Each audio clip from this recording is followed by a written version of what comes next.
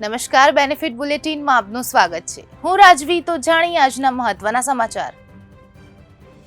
અમદાવાદના બાપુનગરમાં પતિએ પત્નીની હત્યા બાદ આત્મહત્યા કરી. તીક્ષ્ણ હથિયારથી પત્નીના ગળા અને હાથ પર હુમલો. હત્યા બાદ પતિએ ગળે ફાંસો ખાઈ જીવન ટૂંકાવ્યું. હાઉસિંગ બોર્ડ મકાનની ઘટના. પોલીસે તપાસ શરૂ કરી.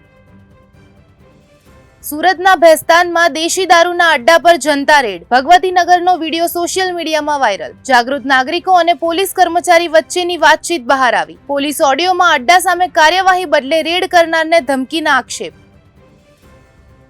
ઈડીએ સુરેન્દ્રનગરના નાયબ મામલતદાર ચંદ્રસિંહ મોરીની ધરપકડ કરી. અમદાવાદ ગ્રામ્ય કોર્ટની વિશેષ અદાલતમાં રજૂઆત. 14 દિવસના રિમાન્ડની તૈયારી. કલેક્ટર સહિત ઉચ્ચ અધિકારીઓના નિવાસે દરોડા બાદ કડક કાર્યવાહી. બેનામી સંપત્તિ અને ગેરરીતિના મોટા ખુલાસાની શક્યતા.